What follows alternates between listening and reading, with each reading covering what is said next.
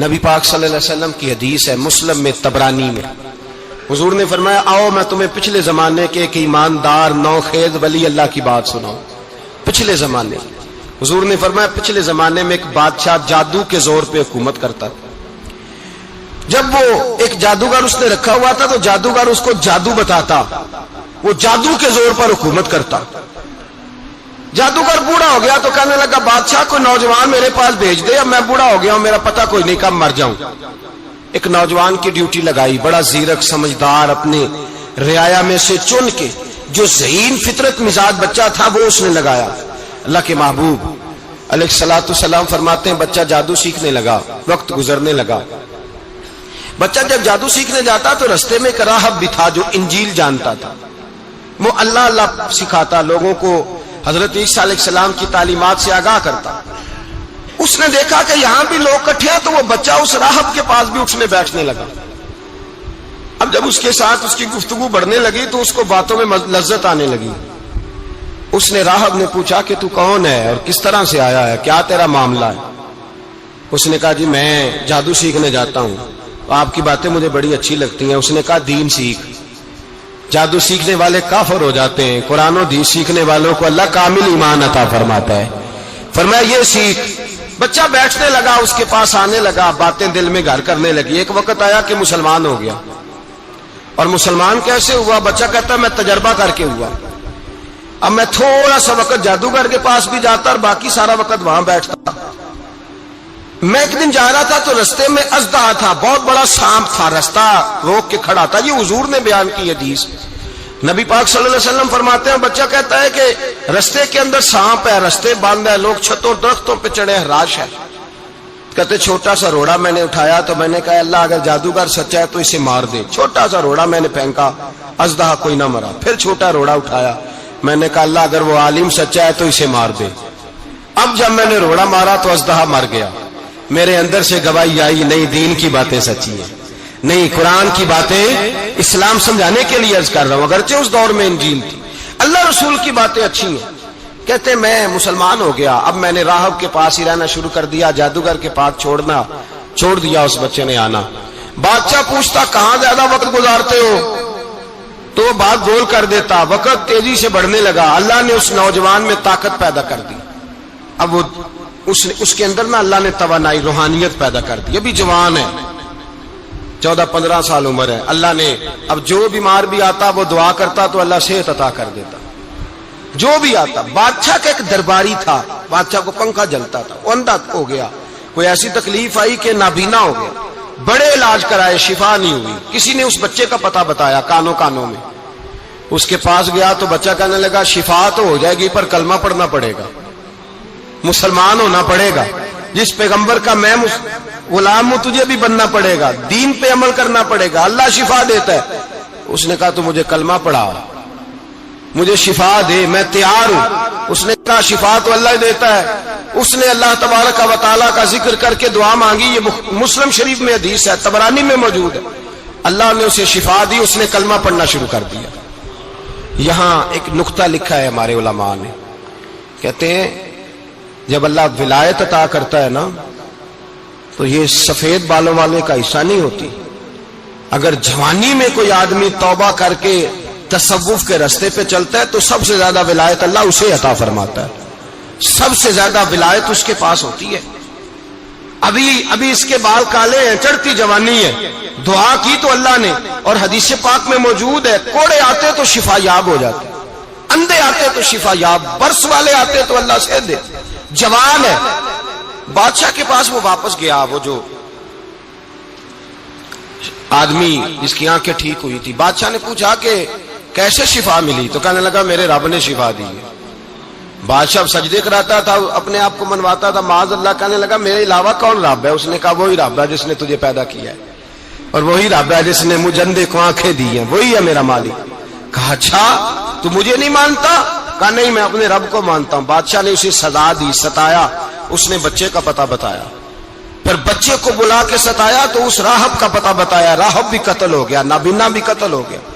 بادشاہ نے کہا سپاہیوں سے اس بچے کو لے جاؤ اور پہاڑ کی چوٹی پہ جا کے نیچے پھینکو تاکہ مر جائے. بچہ پہاڑ کی چوٹی پہ گیا تو ہاتھ اٹھا کے کہنے لگا یا اللہ میرے لیے نہیں اپنے لیے، میرے لیے نہیں اپنے لیے انہیں اپنی قدرت کے جلوے دکھا. میرے لیے نہیں، اللہ کے بندے اپنی جان بچانے کی دعائیں نہیں مانگتے، اپنے لیے انہیں اپنی قدرت کے جلوے دکھا. یہ دعا مانگی، جتنے لوگ ساتھ آئے تھے وہ سارے زمین پہ گرے اور سب مر گئے، پہاڑ سے گر کے مر گئے. بچہ واپس سیدھا بادشاہ کے پاس کہنے لگا لو بھائی میرے رب نے مجھے بچا لیا ہے. جوان کا ایمان دیکھو، میرے رب نے مجھے، بولو میرے اللہ نے مجھے ایمان کی گواہی دے رہا ہے، میں بچ گیا ہوں، تو جھوٹا ہے، میرا رب سچا ہے. اس نے کہا لے جاؤ اس کو دریا میں، کشتی میں بٹھاؤ، بیچ دریا کے جا کے دھکا دے دو.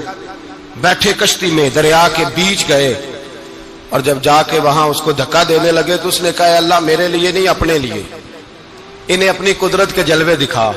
بس ایک طوفان سا آیا، جتنے سپاہی ساتھ آئے تھے ڈوب کے مر گئے. وہ بچہ اٹھا اور سیدھا پھر بادشاہ کے پاس، اسی کے پاس کہنے لگا لو بھائی میرے رب نے مجھے بچا لیا ہے، تیرے پاس آیا ہوں. وہ کہنے لگا تو کیا مصیبت میرے گلے پڑ گئی ہے، کیسے جان چھوٹے گی؟ تو بچہ کہنے لگا اگر تو مجھے باندھے درخت کے ساتھ اور سارے ملک کو بلائے، لوگوں کو اکٹھا کرے، پھر تو مجھے تیر مارنا، میں تجھے بتاؤں گا کیسے مارنا ہے، میں مر جاؤں گا. اللہ کا بندہ نوجوان ایمان دیکھو، مرنے کے طریقے بتا رہا ہے، میں تجھے بتاؤں گا میں کیسے مروں گا.